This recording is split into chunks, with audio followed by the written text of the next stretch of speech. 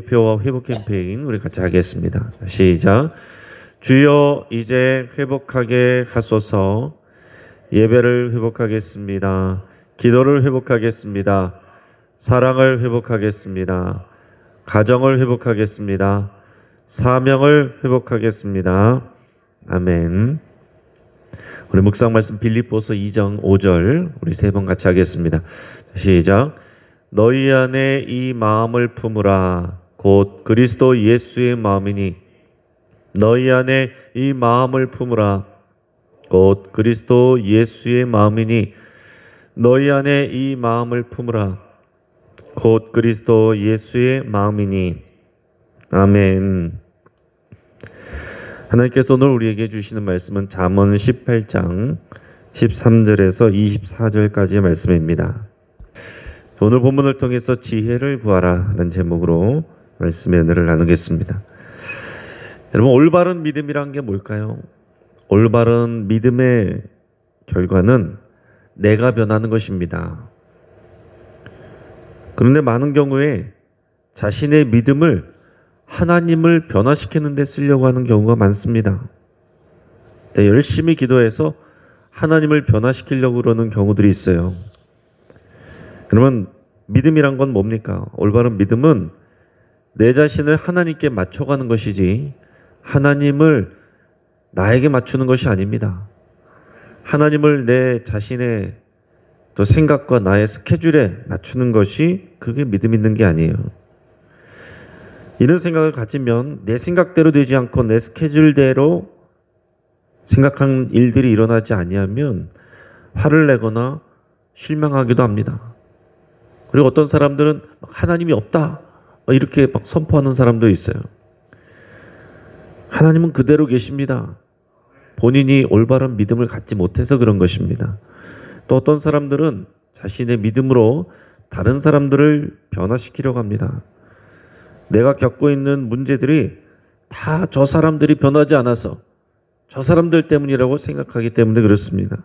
하지만 대부분 보면 자신이 변화돼야 그 사람들이 변화됩니다.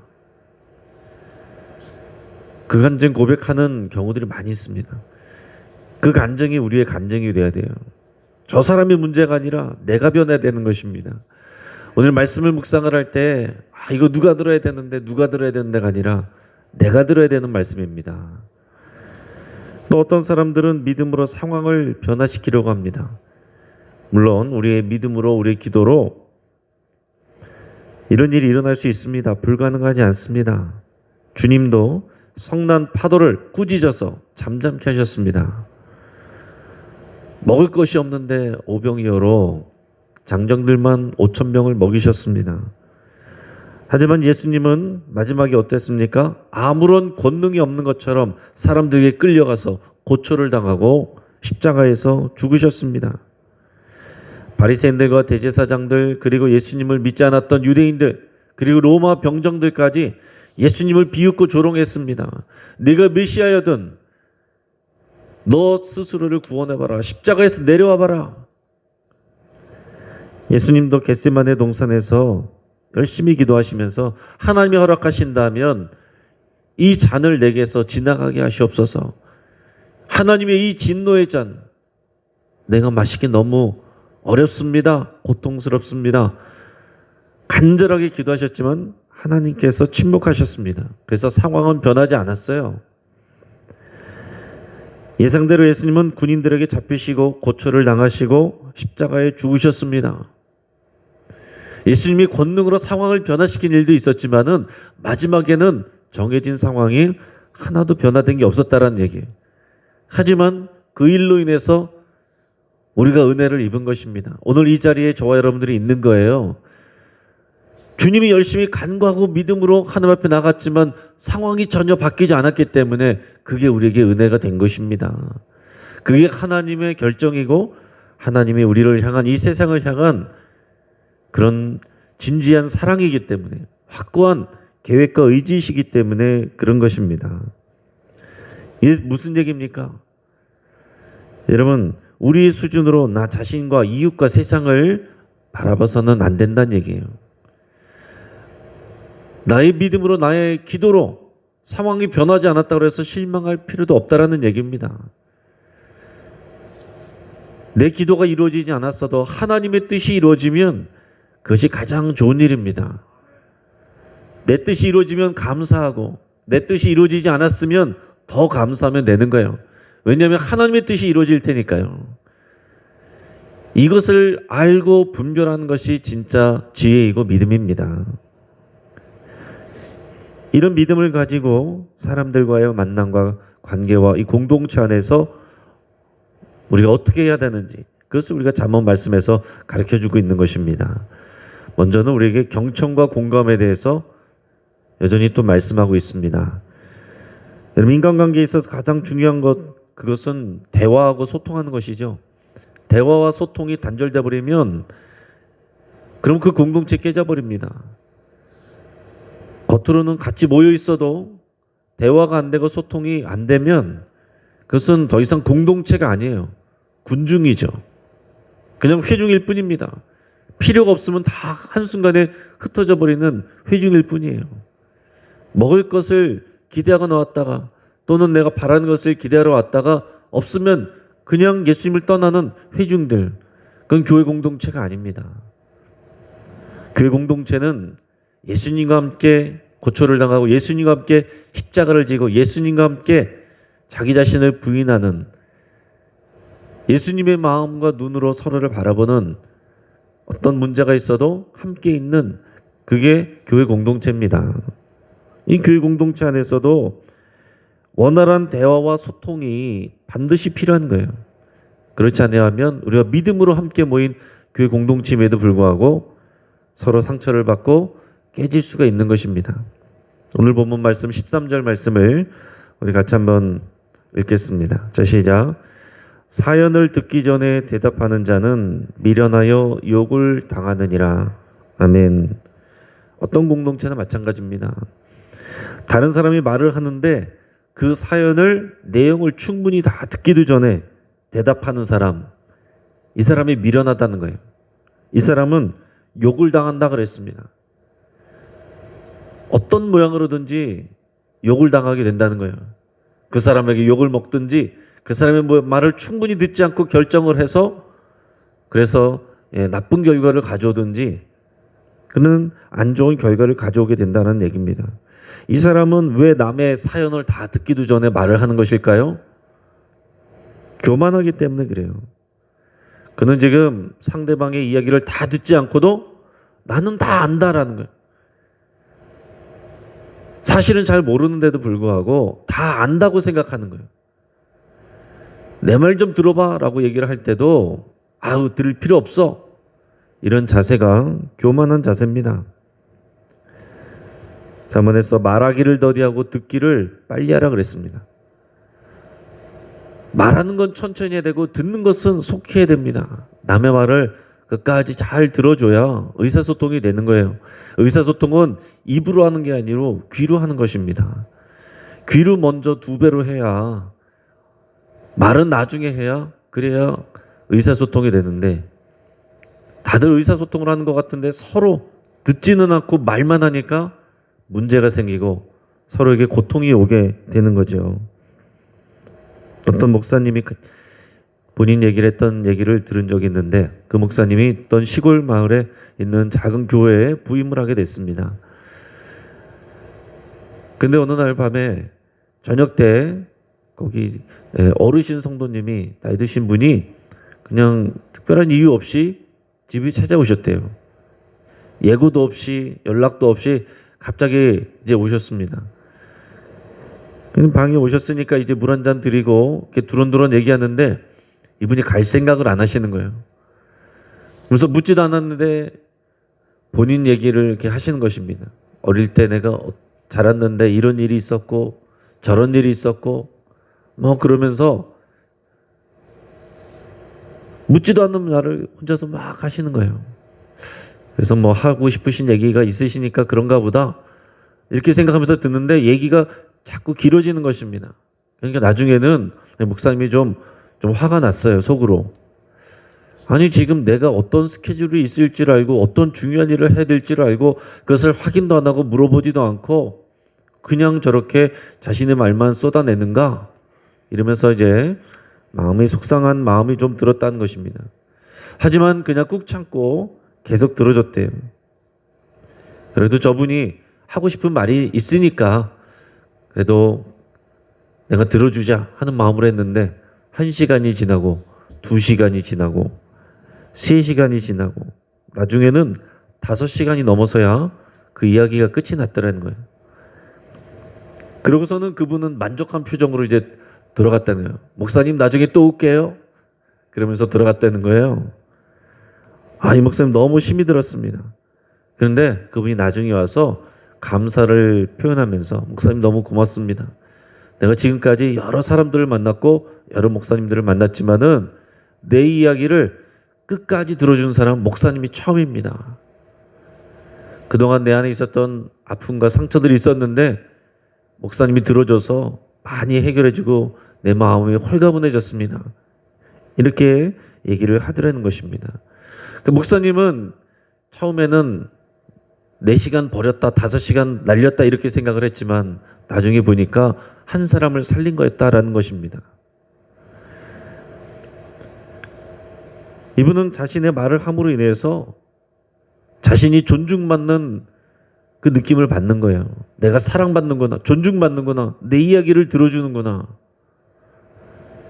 그것으로 인해서 이분이 용기를 받고 또 치유를 받은 것입니다.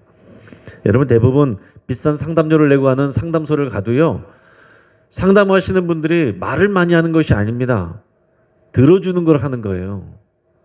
비싼 돈 내고 가서 그 얘기를 들어줄 사람에게 가는 것입니다. 내담자의 말을 주의 깊게 경청해 주는 게 상담의 기본입니다. 말을 많이 하는 게 아니라 대충 들어도 알겠다고서 막 얘기를 해주는 것이 아니고 정답을 얘기해 주는 것이 아니고 대부분은 말을 하는 사람이 답을 알고 있어요. 몰라서 하는 것이 아닙니다. 그 마음에 상처가 있고 꼬여 있으니까 그런 거죠.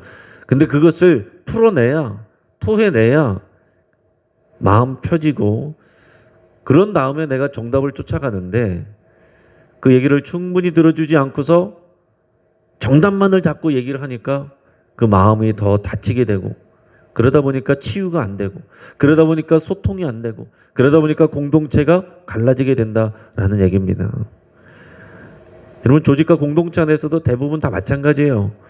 다 고통하는 내용들은 보면 어느 것이 맞느냐 틀리냐 그게 아니라 이쪽의 얘기도 일리가 있고 저쪽의 이야기도 일리가 있는데 서로의 말을 잘 귀담아 듣지 않아서 생기는 문제가 대부분입니다.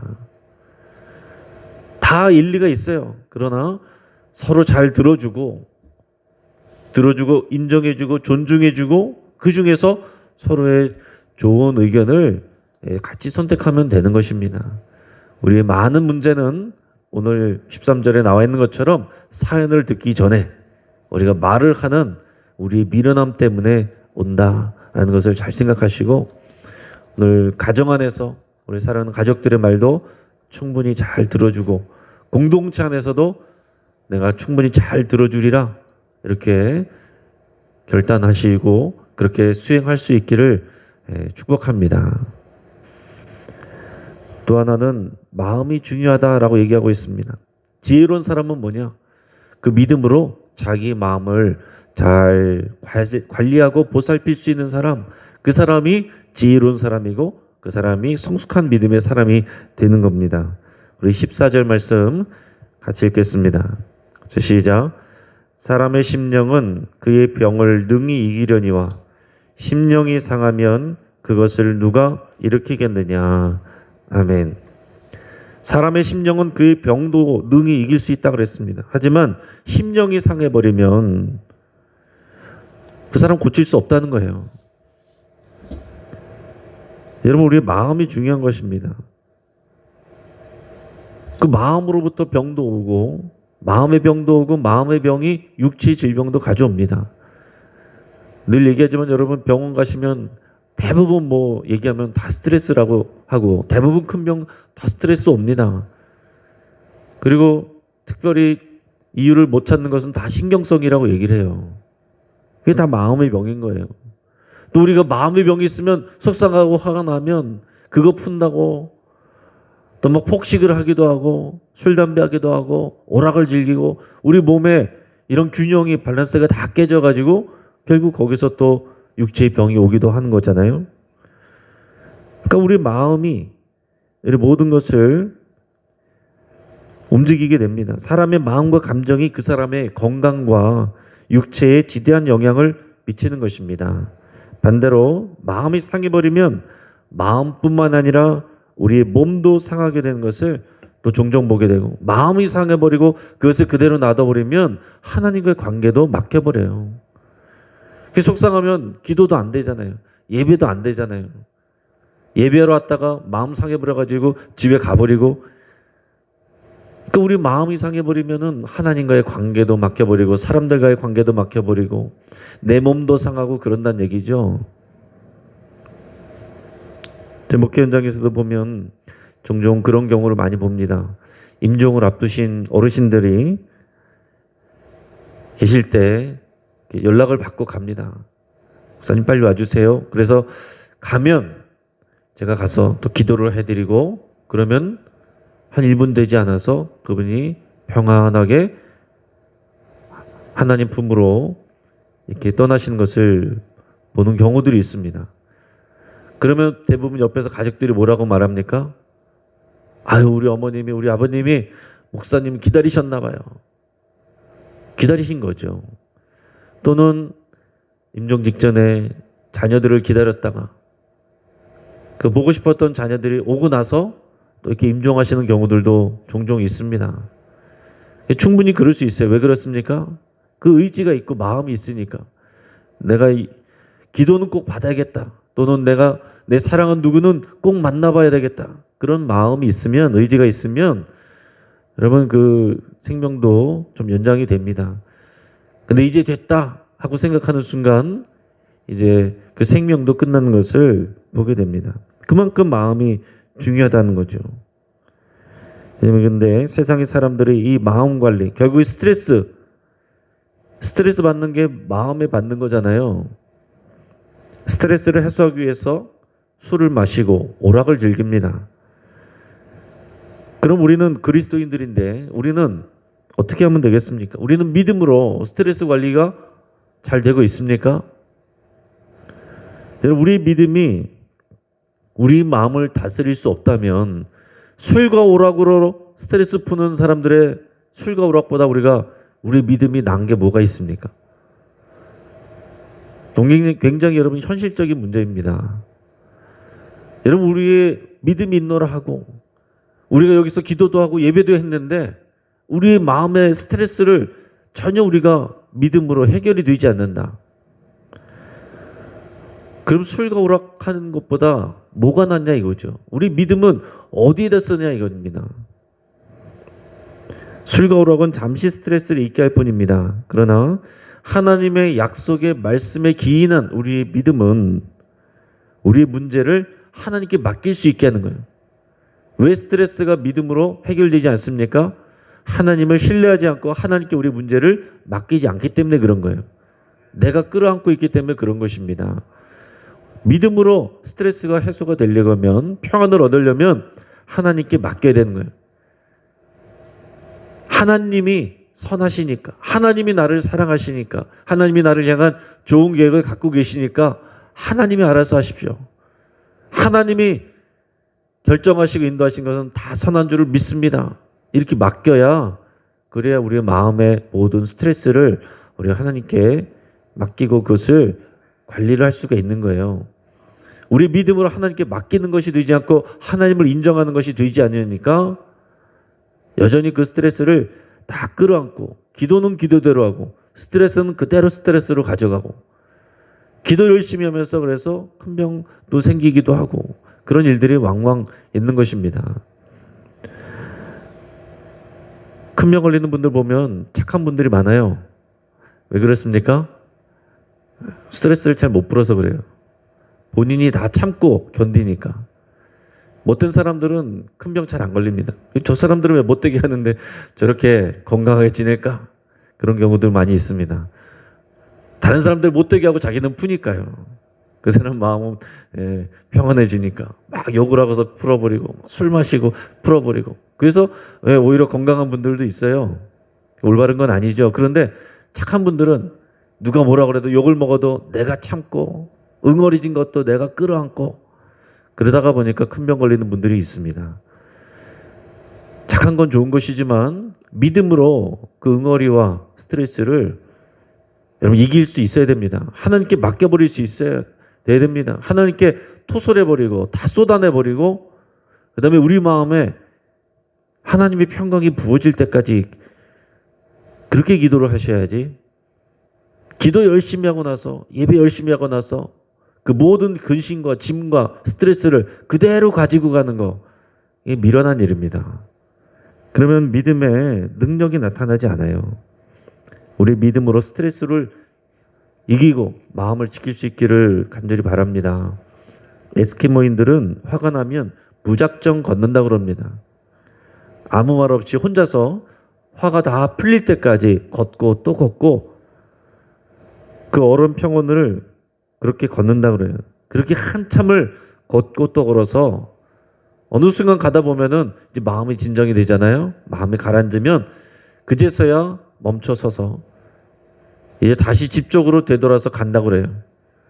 그러면 다시 되돌아가는 그 길은 뉘우침과 이해와 용서의 길이 된다 그럽니다. 이런 믿음이 있어도 스트레스를 받을 수 있어요. 목회자도 스트레스 받을 수 있습니다. 중직자도 스트레스 받을 수 있어요. 화가 날 수도 있습니다. 분노할 수도 있습니다. 누군가 미울 수도 있습니다. 그게 죄가 아니에요. 그것은 인간의 연약함이죠.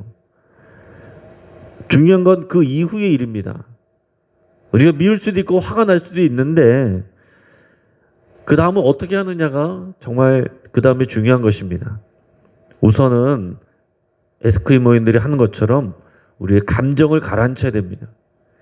우리가 감정이 화가 나 있을 때, 분노했을 때, 속상해 있을 때 그때 어떤 말을 하거나 결정을 해서는 안 된다는 거예요.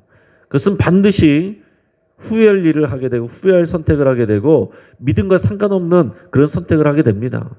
내 마음이 상한 상태에서 감정이 상한 상태에서 생각한 결정은 그것은 하나님의 뜻과 반대로 가는 거예요.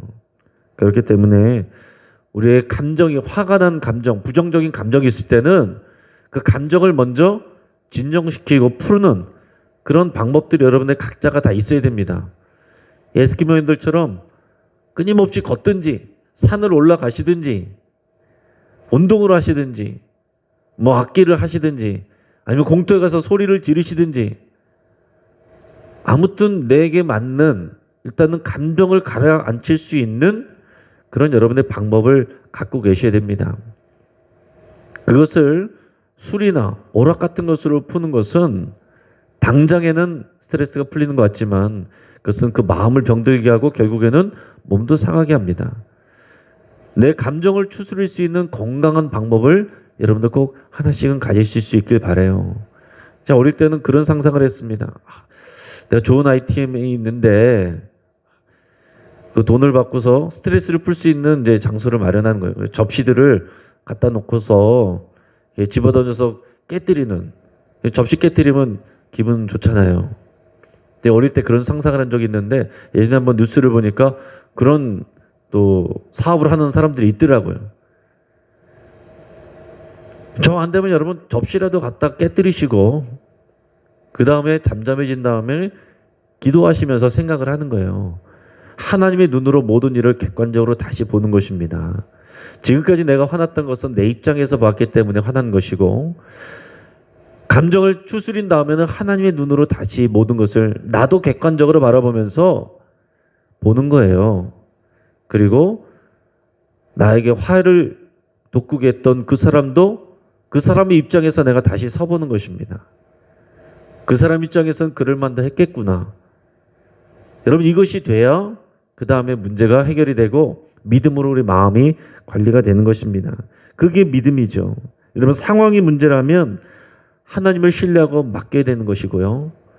다른 사람이 문제라면 그 사람도 죄인이고 나도 죄인이란 것을 다시 고백하면 되는 것입니다. 나도 완전하지 않고 나도 변하지 않는데 내가 저 사람 변하라고, 저 사람 변하지 않는다고 내가 그렇게 화내고 속상해 될 것이 맞는 것인가? 나도 맨날 안 변한다고 맨날 그런 소리 듣으면서 다른 사람 안 변한다고 내가 그렇게 속상할 일이 아니다라는 결론에 다다르게 됩니다. 그러면 하나님 앞에 기도하면서 하나님, 내가 죄인입니다. 내가 잘못했습니다. 하나님, 나를 변화시켜 주시고 이 모든 상황들 안에서 내가 이 모든 일을 성숙하게 대처할 수 있도록 성령님 지혜 주십시오. 이렇게 기도하면서 나가야 우리가 마음을 지키는 것이고 그것이 올바른 믿음이고 기도다라는 얘기입니다. 그럼 이제 말씀 정리합니다. 지혜는 추상적인 게 아니에요. 실현 가능한 것이어야 됩니다. 지혜는 다른 사람의 마음을 헤아리고 그 사람의 말을 충분히 경청하는 것으로 시작이 됩니다. 우리는 믿음으로 마음을 다스릴 수 있어야 됩니다. 믿음으로 하나님을 다스리고 사람을 다스리는 것이 아니고 내 마음을 다스릴 수 있어야 돼요. 하나님과 사람과 환경을 바꾸려고 하지 말고 우리 자신이 주의 지혜와 명철을 따라서 변화되기를 주의 이름으로 축복합니다. 같이 한번 기도하겠습니다. 여러분, 이 시간 말씀을 붙잡고 함께 기도할 때 하나님과 사람과 상황을 변화시키려고 하기보다 내 자신이 주의 말씀을 따라 변화되기를 함께 기도하겠습니다. 또 다른 사람의 말을 충분히 경청하는 습관을 들일 수 있기를 위해서 함께 기도하겠습니다. 다른 사람의 말을 충분히 경청하는 것 참 어렵습니다. 성숙해야 됩니다. 내가 다른 사람의 말을 충분히 경청하지 못한 건 하나님 앞에 또 용서를 구하고 또 내가 다른 사람의 말을 충분히 들을 수 있는 그런 내 마음과 인격 되기를 위해서 함께 기도하겠습니다. 또 내 마음의 근심과 염려를 주님께 맡기기로 여러분 결단하겠습니다. 하나님의 평안을 구하며 여러분 기도할 수 있길 바랍니다. 상황과 다른 사람이 문제가 아니라 내 마음에 하나님의 평안을 누리는 게 문제입니다. 그것을 위해서 여러분 간절히 기도할 수 있길 바랍니다. 우리 가정을 위해서 기도할 때 우리 가족들끼리 서로의 말을 충분히 경청하고 서로의 마음을 지켜주기로 여러분 결단하고 여러분 이 시간 이 말씀을 듣고 기도하는 우리가 우리 가족들을 위해서 그 일을 해야 되겠습니다. 네, 우리 사랑하는 가족들을 위해서 경청하고 그 마음을 지켜주는 그 일을 감당하기로 하면 기도할 수 있길 바랍니다. 우리 금요 기도를 위해서 같이 기도하시고 하나님께서 우리 성령 충만한 은혜와 지혜를 부어주시기 위해서 같이 기도하겠습니다. 우리 환우들을 위해서 기도할 때 우리 권태하 집사님 위해서 기도해 주시고 신장 기능이 많이 약화되어 있습니다. 또 이제 투석을 할 수도 있는 또 준비하고 있는 그런 상황인데 하나님께서 그 몸에 새로운 회복을 주시고 그 마음에 평안을 주시기를 믿음을 주시기를 해서 같이 기도하겠습니다. 우리 구현인 권사님 항암 치료 중에 있습니다. 또 박인숙 권사님 재활 치료 중에 있습니다. 김삼남 성노님 뇌출혈 후에 요양원에 계십니다. 우리 홍복희 권사님 항암 치료 중에 있고 김명숙 시 집사님도 항암 치료 중에 있습니다. 우리 박태우 집사님 대장 수술 후에 치료 중에 있습니다. 우리 박범진, 김동욱, 김봉청년 우리 손 여전히 또 치유해야 되고 또 그 마음도 위로받아야 되고 하나님께서 그들의 진로를 또 지켜주시기를 그 외 여러 환우들 여러분들 아프신 부위를 위해서 기도하겠습니다. 마지막으로 우리 창립 46주년을 맞이하는 우리 영신교회가 더 성숙해지고 성도들의 마음이 다 같이 치유되고 서로를 경청해주는 그런 하나된 교회 되기를 위해서 함께 기도하겠습니다. 우리 주여 한번 간절히 부르짖고 합심해서 우리 함께 기도하겠습니다.